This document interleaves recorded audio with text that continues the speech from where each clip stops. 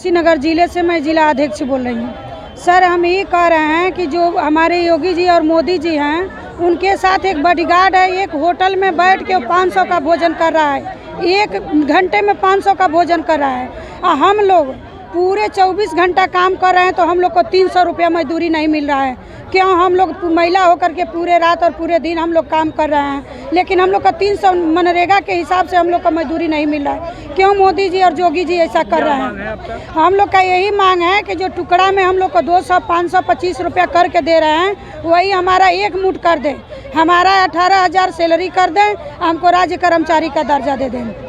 Sir, एक बात और है, जो हम लोग का ऑपरेटर का काम दिया जा रहा है और गोल्डन कार्ड बनवाने के लिए 5 रुपया हमको प्रोत्साहन राशि में दिया जा रहा है कि 5 रुपया आपको दिया जाएगा गोल्डन कार्ड बनवाएंगी। तो ये बताइए, इस ज़माने में 5 रुपया का क्या महत्व है?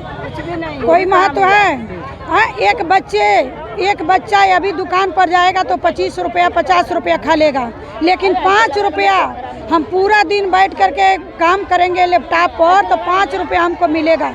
ये बताइए, उचित कर रहे हैं योगी जी मोदी जी? ऐसा बात व्यवहार हम लोग के साथ करेंगे तो 2024 में हम लोग उनको ज़मीन पर बैठा देंगे। हम लोग इस बार उनको कुर्सी पर नहीं बैठने देंगे। हमारे ये शपथ है कि हम लोग इस बार उनको कुर्सी पर नहीं बैठने देंगे, तो नहीं बैठने देंगे। जैसे हम लोग ज़मीन पर चल रहे हैं, जैसे हम लोग धूप में चल रहे हैं, वैसे वो भी गोरखपुर धूप में चलेंगे और यही गोरखपुर मंडल में ज़मीन पर बैठेंगे। हम लोग का वादा है सारी आशा बहनों का। सभी से नमस्ते, मेरा प्रणाम। और मैं आशा हूँ गोरखपुर ब्लॉक की, और हमारा कहना यह है कि हम 24 घंटा 24 आवर्स हम काम करते हैं, जिसका हमें कोई उचित वेतन नहीं दिया जाता है। और हम यही चाह रहे हैं सरकार से कि हमारा उचित वेतन दिया जाए। और हमारे कार्य को देखते हुए, पहले था कि जो हमको 3 कार्यों पे रखा गया था, परिवार नियोजन, टीकाकरण और जेएसवाई पे, लेकिन हमको इस समय प्रेजेंट टाइम में 43 काम लिया जाता है, जिसकी मजदूरी हमें कुछ नहीं दी जाती है। और एक साधारण लेबर की मजदूरी 204 या 60 रुपये है। हमको अगर वही दिया जाए तब पर भी हम लोगों को संतोष होगा। अगर हमें राज्य, बस हमको कुछ नहीं कहना है कि जब हम सरकार के सारे काम कर रहे हैं, कहने जाने वाले हैं कि हम रीढ़ की हड्डी हैं, तो हमें राज्य कर्मचारी देने से सरकार कतरा क्यों रही है, हमें समझ में नहीं आ रहा है। और हम लोगों को बार बार मजबूर होना पड़ रहा है सरकार को अवगत कराने में। बार बार हम लोग धरना प्रदर्शन दे रहे हैं, सब डीएम सारे उच्च अधिकारियों को हम लोग ज्ञापन दे चुके हैं, लेकिन हमारी मांग को कहीं पहुंचाया नहीं गया है। अभी तक तो हम अपना ऑफलाइन काम करते थे, अब हमें ऑनलाइन काम करना पड़ रहा है, और उसका भी हमें कुछ नहीं। जबकि एक अनपढ़ की मजदूरी हमको 250-300 रुपये है। अगर हम खुद करवाने जाएंगे तो हम 500 रुपये खुद देते हैं अपने घर की, और हम खुद अपने बाल बच्चों को, परिवार को न देखते हुए हम फील्ड में काम करने के लिए निकलते हैं, जिसकी उचित मजदूरी हमें नहीं मिल पाती है सर। और हमें सरकार से यही गुजारिश है, यही कहना है कि हमें उचित वेतन दें, हमें राज्य कर्मचारी घोषित करें।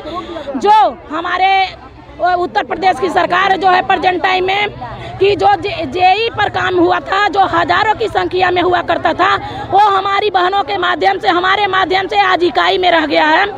और जो हमारे प्रदेश सरकार जो है, उन्होंने आगे की रणनीति क्या होगी आपकी? आगे की रणनीति जो हमें अन्य स्टेट लेवल पे आ रहे हैं, वो हमारे ही बहनों की कार्य है। और आगे की रणनीति यही है सर कि मतलब हमको राज्य कर्मचारी घोषित किया जाए।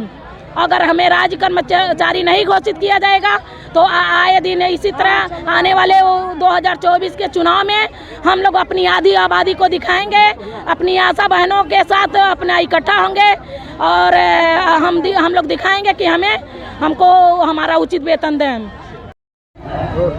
क्यों प्रदर्शन किया जा रहा है? उत्तर प्रदेश आशा वर्कर्स यूनियन की राज्य सचिव मैं साधना पांडे।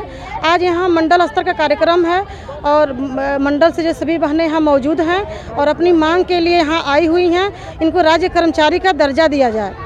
इनका मुख्य तो यही है, जो इनका शोषण हो रहा है, और इनको बिना मतलब काम पे काम इनसे लिया जा रहा है, और जिसका पैसा इनको नहीं मिलता है, ठीक है, तो जिस काम का पैसा नहीं मिलता है, वो तो हमारी बहनें कतई काम नहीं करेंगी।